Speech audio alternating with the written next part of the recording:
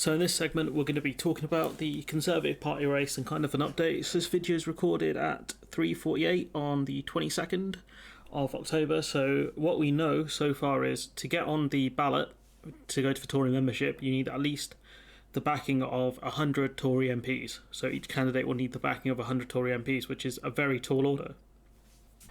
And so that's backed by Pippa. So this is the rule set out by the 1922 committee. We know Boris Johnson is expected to stand in the Tory leadership contest, and according to some people, he's already got 100 nominations, but we're going to have to wait and see on that one, if that is the case. So this from Ian Wells saying that she's told by senior Conservatives that there will be MPs talking about triggering by-elections if Johnson is serious about standing to be Tory leader again. She's heard from MPs tempted to and gathering evidence of defections and resignations in the event of his return, which will be quite interesting because where are they going to go? Some could try and join the Labour Party, some could maybe join, the Reform Party, which have no which have no MPs at the moment. It'd be interesting to see how serious these people are. Got this from Lewis Goodall saying Health Minister Jenrick tells the news agents, which is like John Sopel, Emily Matlis and Lewis Goodall's podcasting, the Conservative Party faces extinction if we get this wrong, which I can't wait to see it.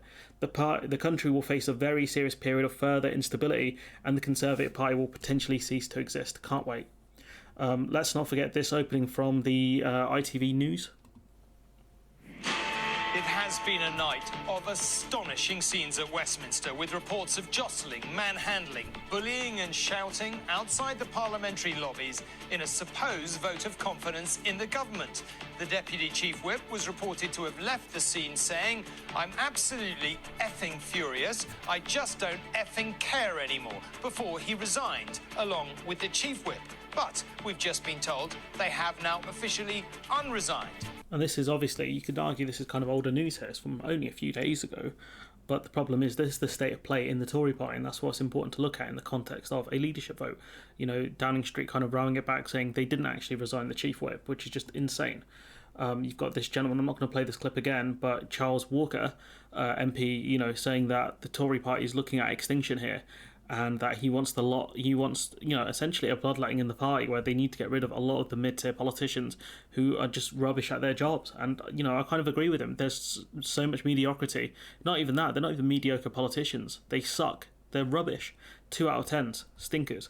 A lot of them. This from Camilla Turner saying veteran Conservative MP Christopher Chope has said he's ashamed of his revolting colleagues and has called for a general election because the party is ungovernable. And if we have a look at the party, this is the majority that they have currently, and this is the majority they had in 2015 under David Cameron. And you can see here there's a lot more blue here. And what that means, a lot more MPs, a lot more vying interests, because your ones in the south want, typical low tax, low regulations and all that kind of stuff. But the ones in the north, they need higher taxation because they need money essentially from the south, the southern areas, to be pushed into the northern areas via the level up funds. Because unfortunately, most of the wealth in the UK is in the south. It's just the way the UK is built because manufacturing, which was typically done in the northern part of England, is dead, and that's it. And that's sad. Honestly, it's really sad. I'm not saying the north of England isn't great. It seems all right. I live in the Midlands, so we're not doing great either. But the simple fact is the party got too big. That's the main problem that they face. This from Noah Hoffman saying Tory staffers have been threatening to quit their jobs if Boris Johnson is elected leader. Party insider told her, which is just wild, like this is happening. But then you've got John Craig saying dirty tricks row. He's told some MPs are being threatened with deselection by their associations if they don't vote for Boris Johnson in the leadership contest, which it just goes to show you how split the Tory party are right now, that, the members are desperate to get Boris Johnson back in, and, Tory MPs don't want him back for the most part, I think.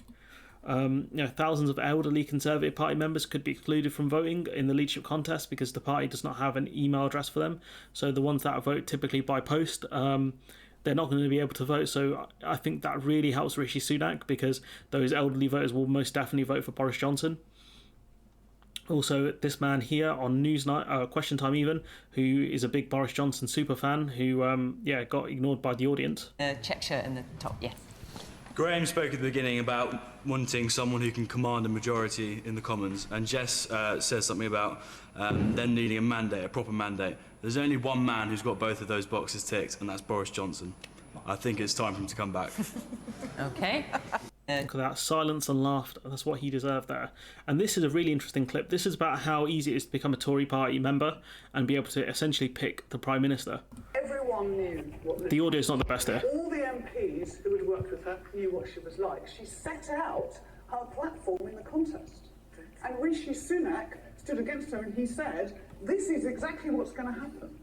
Yeah. These are your tax cuts are delusional. And she was not put in by the MPs. She was put in by a handful of Conservative Party members, and some of you may be in this room. A handful of people in this country were given the opportunity to choose the next Prime Minister. And I don't think we should go through that again.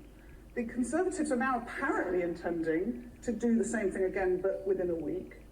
And there's a company called Tortoise Media, and it has signed up as Conservative Party members, a tortoise, an American, and a Ukrainian, and they pay £25 each. And that tortoise and that Ukrainian and that American, who are all fictitious, by the way, are now eligible to vote in this election. It shows you how bad the vetting is for the Tory party. And, it's important to remember that Sunak is not popular with the grassroots of the Conservative Party. They see him as a guy who broke the rules, even though Boris Johnson did. They don't like his fiscal policies and things like that. They effectively rejected that when he said that Liz Truss effectively doesn't understand economics, which he was right about. Everything he said, pretty much that he predicted about Liz Truss happened. The pound tanked, the economy is not doing great, everything in this country is struggling right now, and so Sunak in the end was right, and they should have picked him. He was the smart pick. But I don't know if I don't think they'll pick him again. I think they will reject him again, the Tory members. It's not looking great for good old Dishy Rishi. So what the Conservative part, what Sunak is desperate for is he wanted, it mentioned in this article that essentially if Boris Johnson didn't get enough MPs to nominate him, there shouldn't be a vote to the members. Sunak backers are rejecting the idea that a membership vote should be held even if Johnson fails to gain the support of 100 Tory MPs. So if Johnson effectively doesn't make the cut, there should be no input from members. So effectively he'd be chosen by MPs and no one else. And if you look at some of these Tory members, so why not? Bring him back, you Absolutely, think? Yeah, bring him back. Can't do any harm. Well, can't do any worse harm. And that's the problem with people in the UK. We have the belief that, it's fine because they can't, such and such person can't do worse than what it is now. And it's like, yes, he can. Like, that's the problem. Like, people in the UK there's no optimism. It's just pessimism. It should be, we need someone who can do better, not, he can't do any worse than what we have now. It's a crappy mentality. Couple more things worth talking about. Sunak has the momentum in the MPs contest. He has 60 nominations away from having 179 backers, or the support of more than half the Tory MPs. So that's a bit of a weird kind of tweet to put out. He's 60 nominations away from having 179. At the moment, it is claimed that Boris Johnson has 100, but I don't know if that's true. We'll speak about that momentarily. But Sunak is clearly the MPs pick once again. Tory MPs are kind of flocked to back him, even with Johnson Johnson being far more popular, I think, in the party than what Liz Truss was. It's going to be interesting to see how this kind of pans out, because I can see it going to the membership, and I can see it essentially Sunak being rejected again. Because if we go to a tweet from Chris Mason, which I find really bizarre that a journalist would tweet this outright. So he goes, he's told Boris Johnson now has more than 100 backers, and so could be on the ballot if he chooses to be. And so has he got a source for this? We don't know. But then we go down here, right? And he's put a tweet underneath this saying, on seeing this briefing, one Conservative MP reckons it's hogwash that Johnson has so many backers, not willing to say so publicly. It's clearly nonsense. So why is it that he's tweeted this outright and he's not offered any kind of correction? You think you'd delete this tweet and offer it with the caveat, no, but the only way you would know that Johnson might not have made the cut is if you scroll down here. And, if I was a Tory MP, my pick would have been Penny Mordaunt, to be honest with you, because she actually can string a sentence together. She seems semi-competent, and she's an unknown quantity as well, so she can kind of define her own way of leading the country, rather than, if I was a Tory, rather than Sunak, who they know enough about Sunak, but he's semi-competent as far as Tories go, whilst Boris Johnson's a moron. Let's be honest now. And we've seen kind of the depths of how stupid the Tory MPs are with their cabinet picks. Suella Braverman, they picked what's his face, Kwasi Kwarteng as Chancellor, The rest of them didn't get enough time to do any damage, but those two alone are just morons.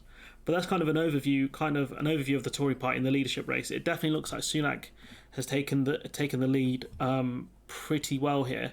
And of course, Johnson is claiming he's on the ballot. So if Sunak has that many votes, it means Mordaunt doesn't have a chance. She's not going to make it onto the ballot. So it'd be interesting to see if I was Sunak now, I would be talking to Mordaunt saying you can get a good cabinet position if you decide to back me during the week and really push it to the membership, because she is popular with Tory grassroots. That's the play I think Sunak should go for right now. But again, this is free advice, which free advice is normally not the best. But that's what I'd be doing right now if I was Sunak. But anyways, let me know what you think in the comments below. Like, comment, share, subscribe, support the channel on Patreon if you can, and hopefully I'll see you in the next one.